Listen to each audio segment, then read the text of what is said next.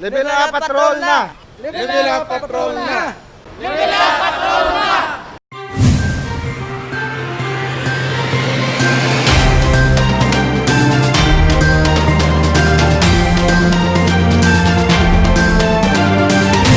Frontliner nga tapikan sang COVID-19.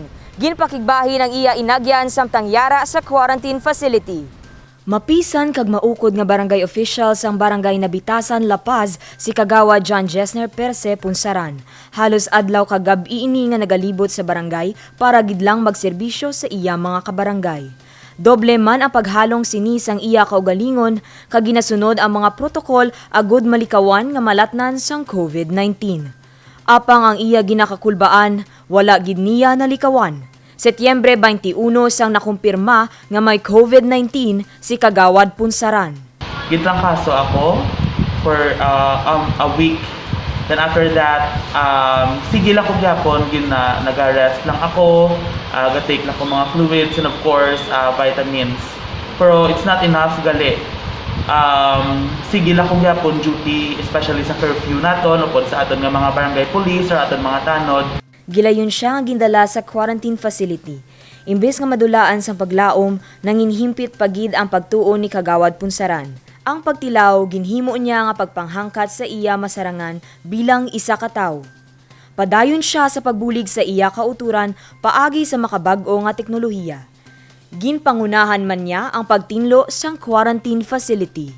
Ang bulig nga nahatag sa akon sa syudad is dako gid, given the fact nga gintagaan kami sa nga facility nga dinira namon for us to isolate and of course to recover.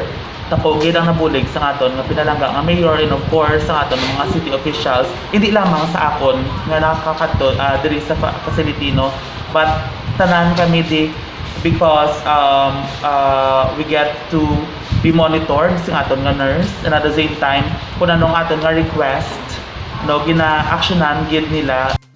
Sa subong, padayon nga nagapaayo si Kagawad Punsaran kag nagalaom nga sa maabot nga inadlaw makapuli na sa iya nga barangay. Panugyan sini sa mga kaangay niya nga biktima sang COVID, magpabilin nga positibo ang pananawan. Magkaon sang masustansya nga pagkaon kag pabakuron ang pagtuo sa Dios.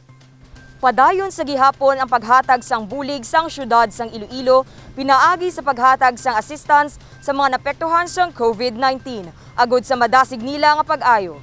Dane Raffles para sa Level Up Patrol.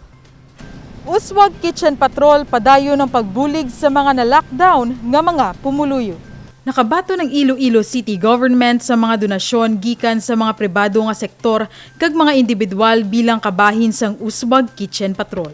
Sa pagpanguna sang tiayon sang alkalde nga si Mrs. Rosalie Trenias, kaupod ang iban pa nga mga volunteers nga nagabulig sa pagpatuman sang sini nga programa. Sang tinalikdan nga Sabado kag Domingo, kapin 1,400 ka food packs ang ginpanagtag sa mga barangay sang San Isidro Haro, Sambag Haro, MH Del Pilar Haro, kalumpang sa distrito sang Molo, Barangay Punong Lapuz kag Barangay Simon Ledesma sa distrito sang Haro. Padayon naman ang pag-abot sa mga donasyon sa Haro Gym kung sa diin nakabaton sang bulig ang mga na-lockdown nga barangay paagi sa Uswag Community Kitchen kag relief operations. Ginapanawagan ni Mayor Jerry P. Trenias sa mga pumuluyo nga sundo ng health protocol kaangay na lamang sang physical distancing, pagsuksok sang face shield kag face mask kag permi nga paghugas ng kamot agud malikawan ang paglapta sang COVID-19. Carmela Rodrigo para sa Level Up Patrol.